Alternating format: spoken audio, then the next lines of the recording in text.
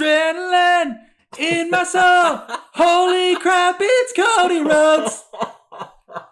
Ladies and gentlemen, welcome to episode 5 of Card Marks. I just want to point out, Justice, stop laughing, damn it. Oh, dear. I had a professor who will go unnamed because I don't want to give her the satisfaction. I took a podcasting class with her, and she did not like me for whatever reason.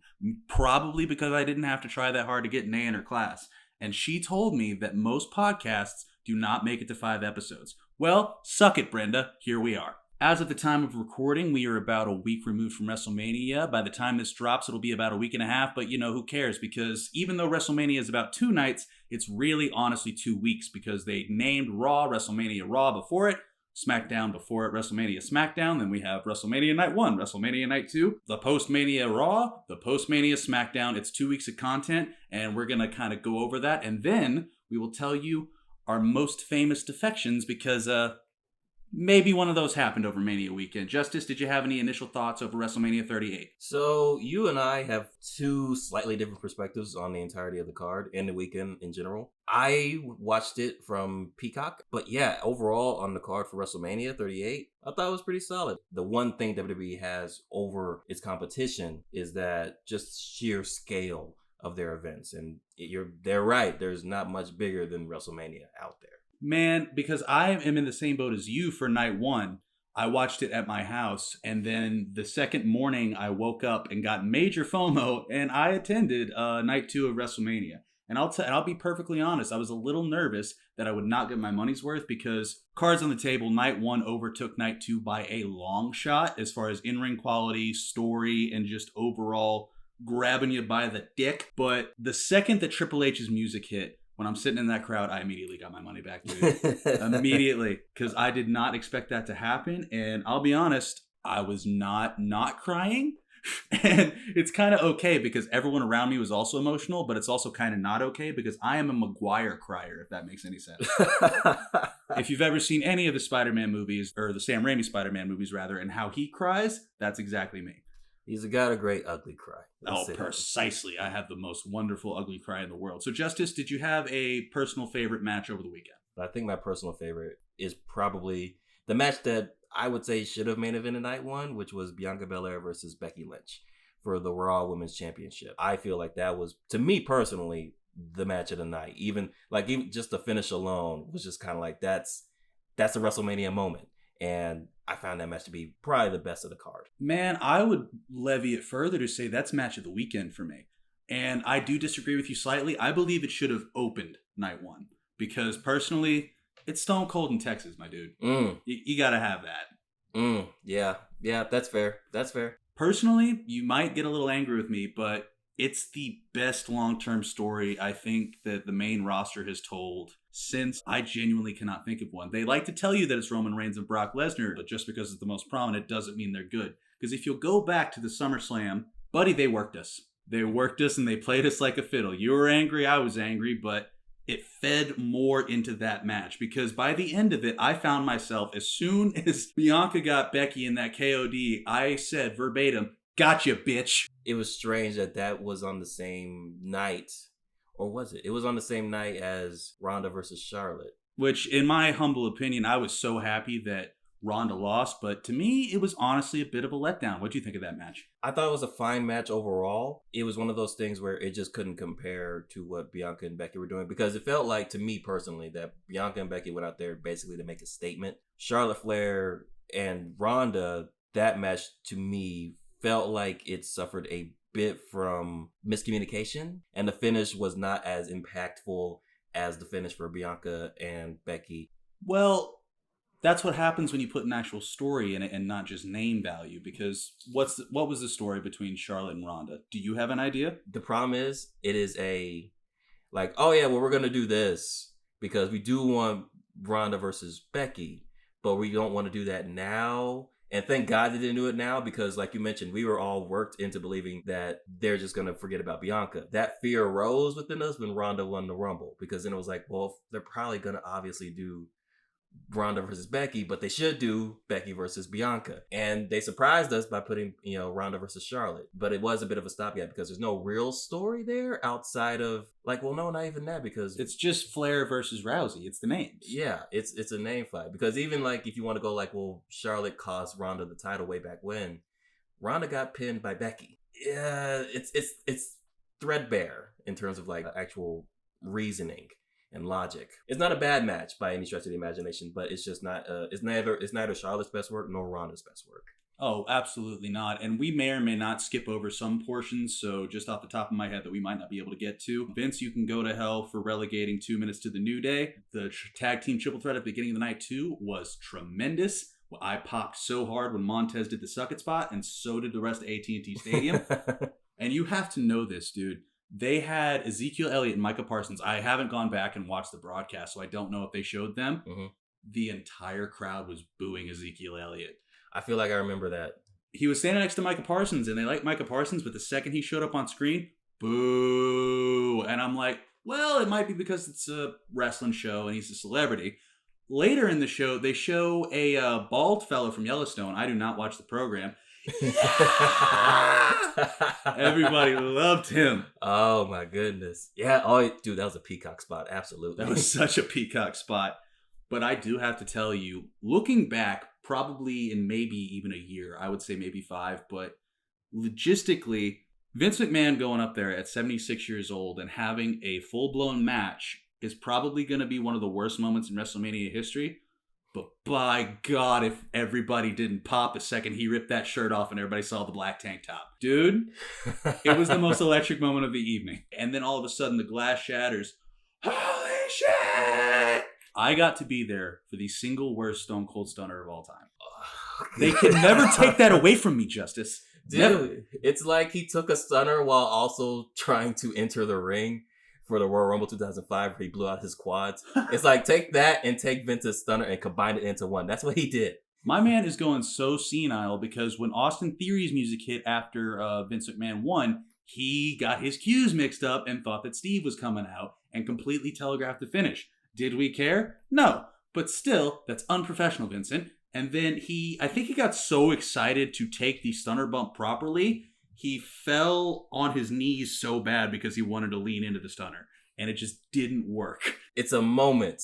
The thing that maybe pops me the hardest was when you see it happen, and after a few minutes later, the thought went through my mind, I'm like, oh yeah, they're never going to show it like that again. And sure as the sunrise on the Raw after Mania, they were like, okay, here's that moment where Stone Cold stunned Vince. And they cut it together to where you missed the whole bit where Vince pretty much looked like he was about to die.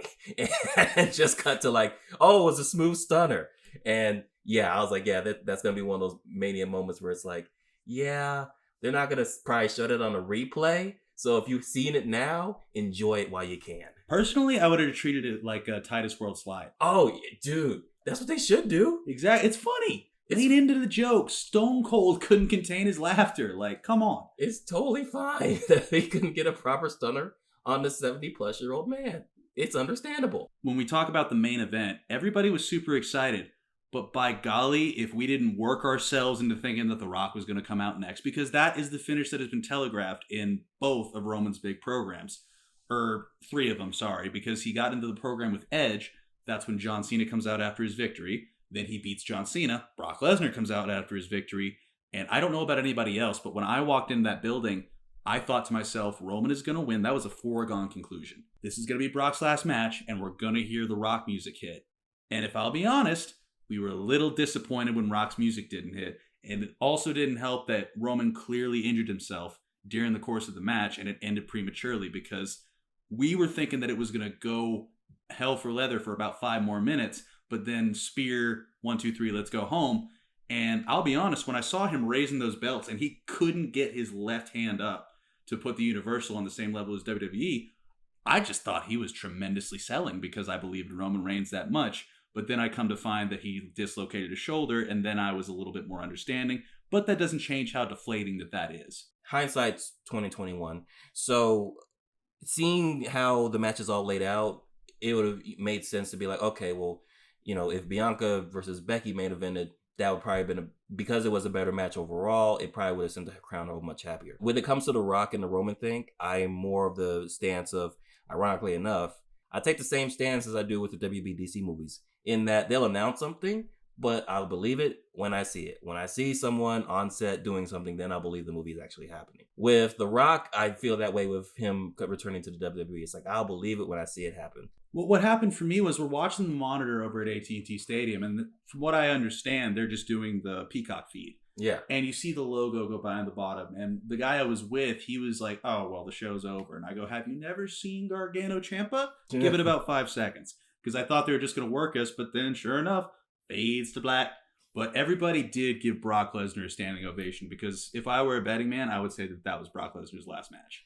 Oh, he said recently in one of the interviews that he's been doing that originally he was all said and good and done after fighting Drew at Mania a couple years ago. Yeah, that was the case, but I'm so glad he came back. His return since, to me personally, has been the most interesting Brock has been since, I would say, since he first came back way back in 2011. I believe it was 2011. 2012, when he returned. Yes, because it was after Cena lost to Rock. So when he returned then, and he did the whole angle where he's basically like, I'm going to run WWE, y'all going to meet my demands. That was a very interesting beat for him at the time. And this is the most interesting thing since he's done since then, to me personally. I'd say it's probably the third best match they've had out of the, 5? Because the best one, in my opinion, is the WrestleMania 31 match where Seth happens. Second one was the match they had at Crown Jewel. Okay, yeah. I'd probably put this at 3. And I'll be honest, it's been a while since I watched their SummerSlam match. Comfortably at the bottom is WrestleMania 34, because that was a bunch of bollocks. And one final note before we move on to the Cody and Seth match. I would like to shout out the Women's Fatal 4-Way, because they had a tall task following the Jackass match, and I think they did a tremendous job, particularly Sasha and Naomi. I do not know what they're calling their new finisher, but I think it's really badass. I'm glad you brought up that match, because I didn't want to forget it either. Great finisher that they have together as a team. Strong entrance with the nice car and Feel the Glow. It's one of those matches where it's just like, yeah, just go, just rip and run. It was like the Rey Mysterio triple threat for his heavyweight title. They didn't have all that much time, but they packed what they could at that time, and I was very entertained. You know what sucks though? I was in line for a pizza during the Jackass match. I didn't even get my pizza because when I got to the front of the line, they told me, hey man, the wait's going to be 20 minutes. And I said to myself, after I'd heard the Jackass music go off and Johnny Knoxville had won, I don't want to miss the next match. And so I just walked to my seat without a pizza and without watching Jackass live. Okay, I was going to say, like, if you had timed that right when it was like, I think like they did the Hall of Fame thing again, you'd have been solid.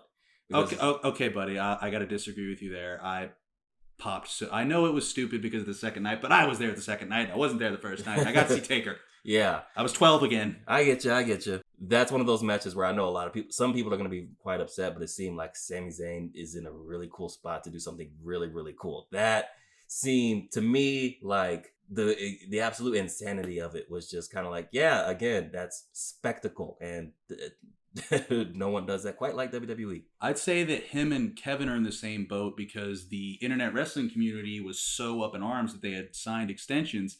I'm going to go out on a limb here and say that both of these matches were what got them to sign those extensions, because Sami Zayn got to have a lot of fun.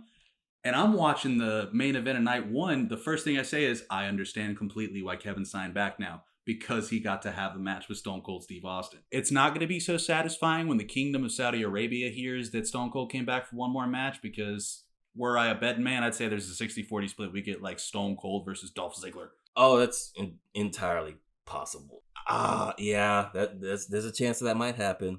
Sorry I manifested that into the universe, but look at the history. As long as it's not Stone Cold versus another where it's like... Never say never. Yeah. Oh my God, help me. So finally, we're going to talk about arguably the biggest headline out of WrestleMania 38, which was the return of Cody Rhodes to the WWE after 6 years and an entire wrestling juggernaut company. Justice, what was your opinion on this return? I thought it was really, really, really dope. I'll be honest, I'm not the hugest Cody mark, per se. I like Cody Rhodes quite a bit. I think he's a great wrestler. I've been around watching wrestling for his entire career. I remember when he first came in as Dusty's son and was feuding with Randy right out the gate, all the way to now. And they made this feel really, really important. It was really, really special. And he was in there with a really, really good opponent. And so for me, in terms of like what was possible, what was the best possible scenario, this was it. And by God, they did that. Even down to the fact that he has everything that has been... It's the Nightmare Family. Yeah. Completely. Just transferred over to WWE television, which if you'd have told me that a month ago, I would never have believed you. Yeah, they didn't give him some generic, quickly done music. They didn't make him change his gear. He didn't come out in a Stardust outfit. He came out as the American Nightmare, Cody Rhodes. He came out as Homelander. So it's totally fine. It was like, oh, holy crap, this is going to be cool. And they let him cut a monologue on Raw. They let him say wrestler. They don't ever let anybody say wrestler. When he comes back and he has that music, when he gets to cut the promo he wants to cut, and has a match like with Seth Rollins, it's one of those things that makes you think like, okay, yeah, this dude Price set him up in a situation where he's not going to take anything that's not good. It's kind of like when Edge came back, where it was like, okay, Edge is probably not going to be mired in a 24/7 division, thank God. But it's one of those things where he's only going to be doing to what he feels is going to be stuff worthy of his time, because he wants to make these moments last because he doesn't know how long he has left. With Cody, it's like, well, I left here because I didn't feel like I was able to attain what I was capable of. And so now he's back and has raised his stock value. He's not going to be doing just like, they're not going to be able to just pull the same crap with him that they pull with the NXT call-ups we've had for the last 5 years. With him, it's probably like, oh yeah, he's only going to be doing like some probably really, really cool stuff. So yeah, that promo, and just like, I am very excited to see what happens next with Cody Rhodes.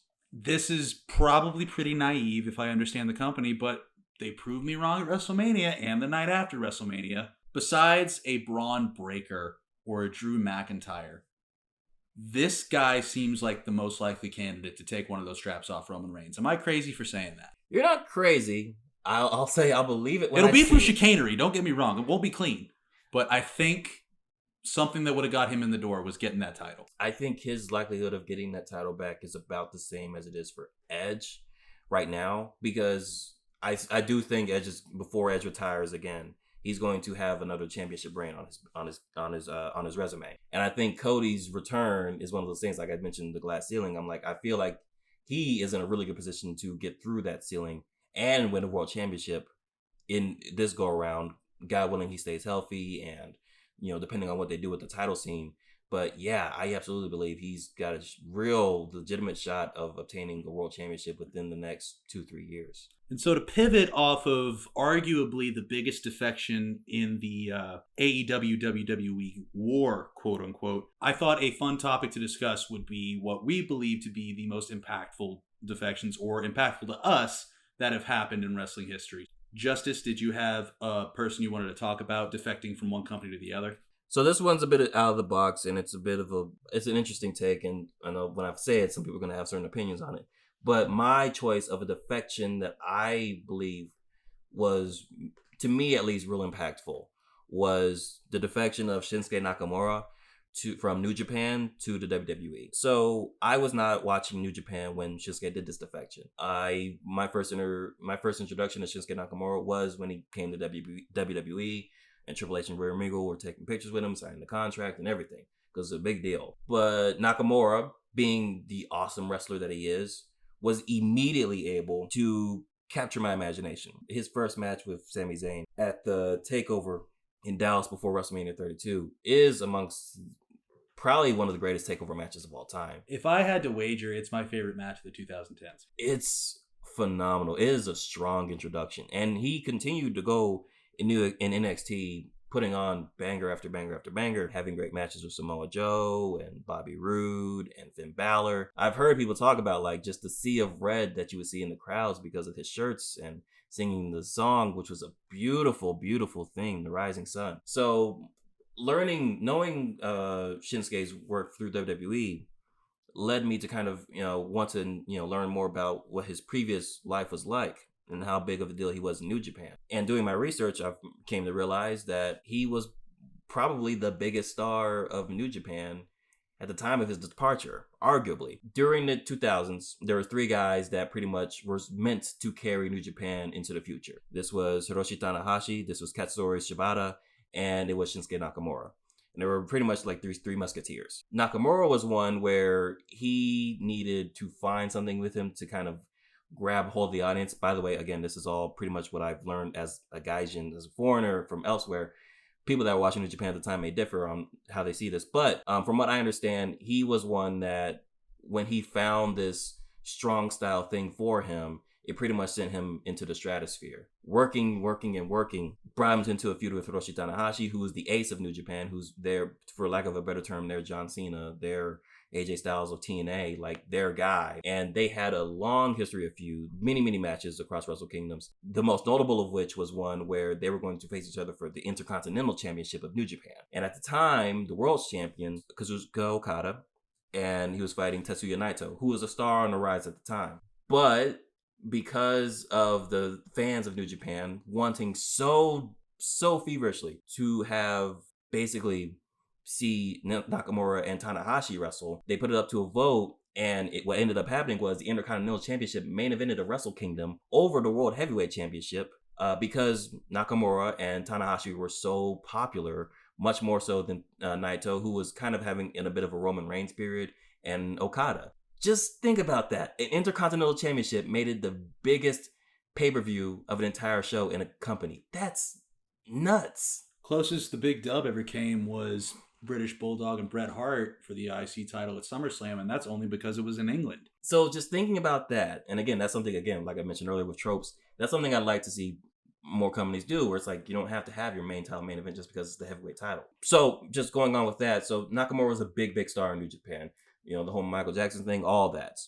Great charisma, great intensity in the ring, great work rate. And so when he decided to make the announcement that he was leaving, it was a big deal because they were losing arguably their biggest star, and he came over to WWE. Now, his work in WWE, people have varying opinions on how well they've handled Nakamura as a character and a worker from NXT to WWE. I personally feel like he and Asuka are in similar boats where they've racked up a lot of championships, even though that in their more recent work hasn't been as strong, mainly just story-wise.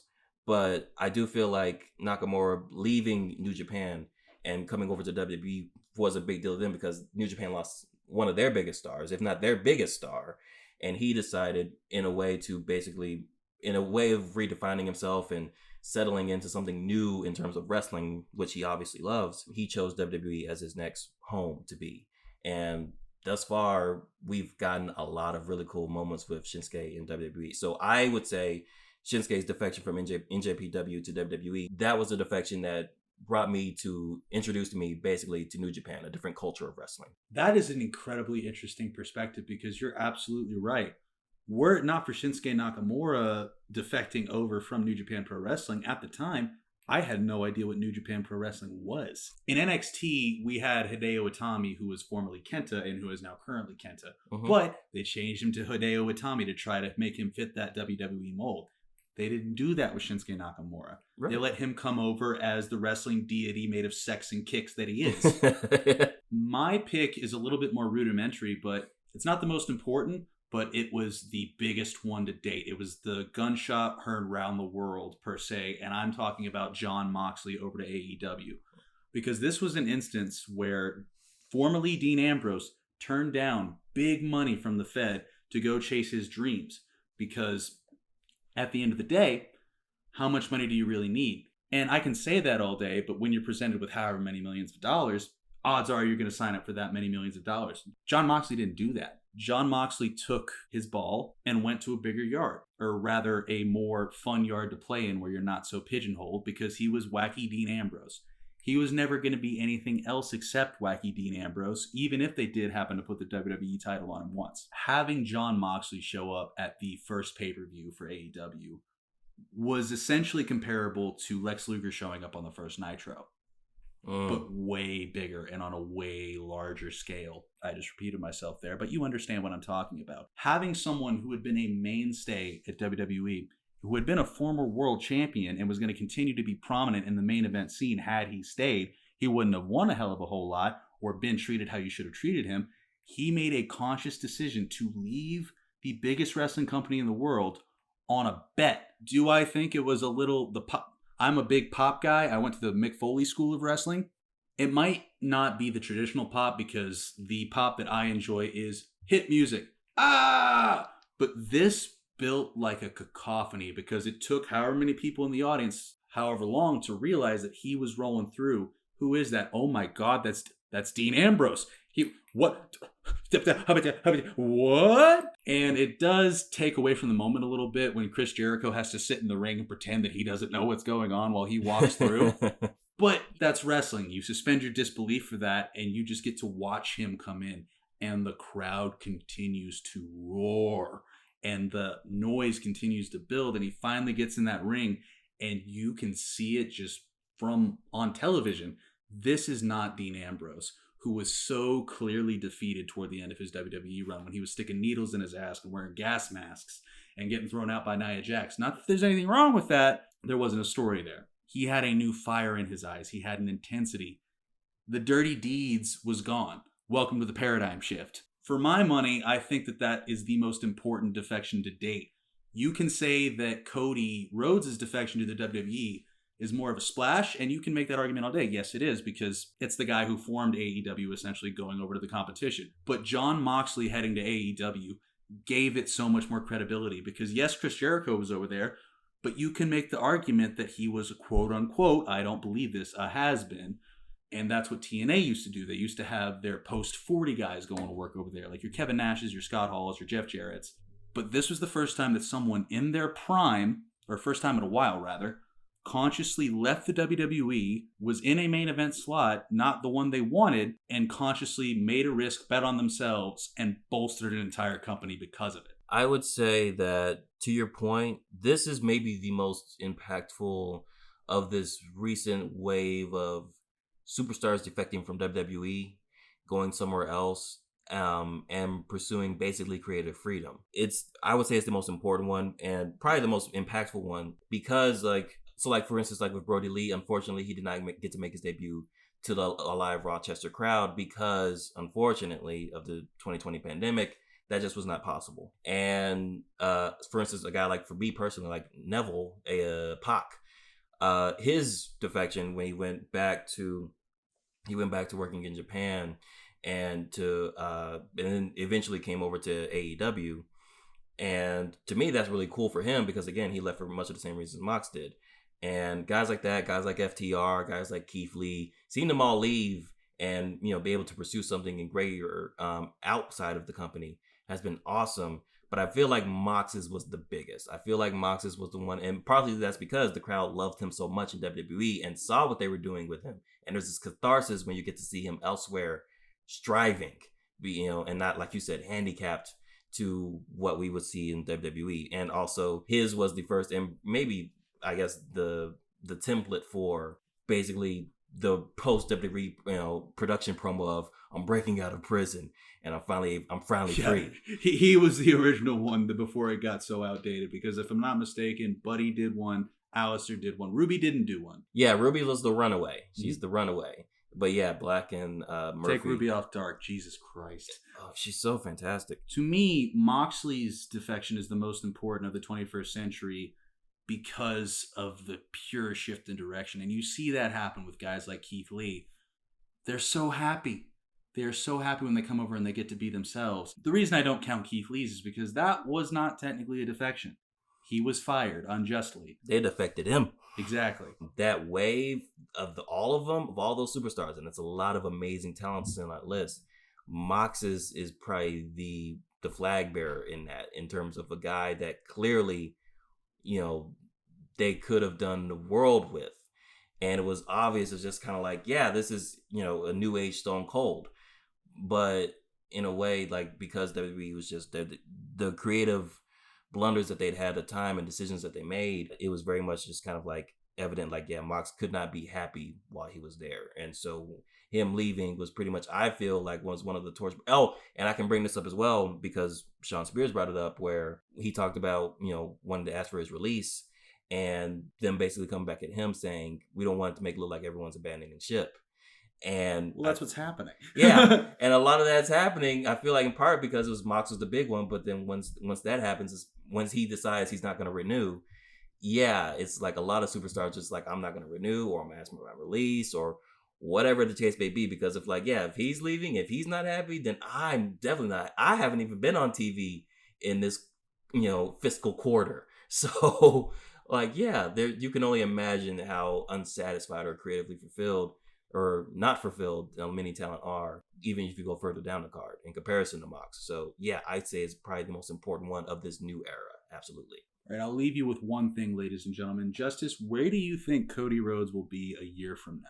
A year from now, I expect to see Cody Rhodes as perhaps the Intercontinental Champion of WWE. Personally, I think Cody Rhodes, it will go one of two ways. Either he is the world champion next year, or he's out of the company. Or rather, staying at home. Because I think they got him on a multi-year deal, and they will not let him go back to AEW if they can help it. Alrighty, ladies and gentlemen. Well, did you like us? Did you hate us? Tell me either way. I can fight you on Twitter, or we can have a big old hug. Thanks for checking us out. Check you later.